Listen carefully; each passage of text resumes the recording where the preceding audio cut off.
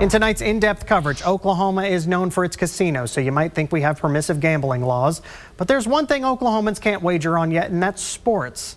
Sorry if you're hoping to bet on March Madness, especially tonight. I learned some lawmakers are upping the ante, trying to legalize sports betting, but others say it's just not in the cards this year.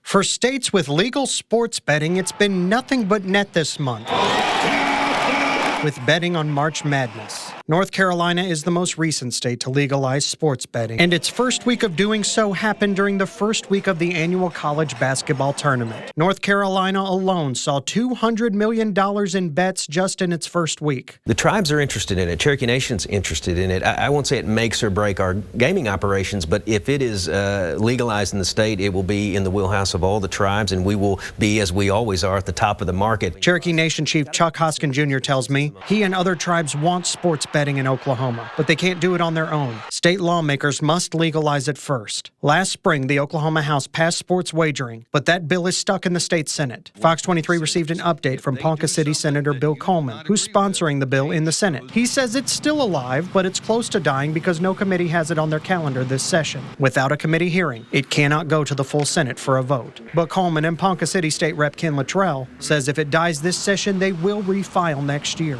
My colleagues saw the economic advantages to this, the restoration of tribal legislative relations. Hoskin, whose tribe oversees operations at the Hard Rock Hotel and Casino, says they see what's been going on elsewhere and they are ready. But without legalization, the Oklahoma Tribal Gaming Compact cannot be updated to allow it. Right now, I'd say it's not going to happen this session. There's some discussion about it. I think it's an evolving process. There's got to be consensus. Oklahoma Governor Kevin Stitt supports legalized sports betting. As long as it's transparent and it's fair, I'm all for rolling it out. Stitt released a plan last November that taxes in-person bets made in a casino lower than bets placed in an app. But like the tribes, he says it can't go anywhere until lawmakers legalize sports wagering first. The Cherokee Nation isn't the only tribe ready for legalized sports betting in Oklahoma. The Muskogee Nation, which operates River Spirit Casino in Tulsa, is currently working on converting its old buffet area into the largest sports viewing area in the state. Take a look at these conceptual images provided to Fox 23 earlier this year. If sports betting is legalized, the bar could also operate as a sports book where wagers can happen in the future. The new bar is set to open this summer, just in time for the Olympics, but for now it will just be a nice place where you can drink and watch sports. If sports betting seems to have taken off in recent years, it's because it truly has. Just 6 years ago, the Supreme Court ruled that states could legalize sports betting. In 2018, justices struck down a federal law prohibiting sports betting except in 4 states because it violated the 10th Amendment to the Constitution. The 10th Amendment says what is outside the scope of the federal government should be left up to the states. The ruling opened the door for all states to legalize it. Oklahoma just hasn't done it yet. For now, people living in Oklahoma wanting to bet on any sports must travel to Kansas as your closest option. The state legalized sports betting back in 2022. Back then, one Kansas lottery official told me all you have to do is cross the state line, have your phone ping off of a cell phone tower. That's it.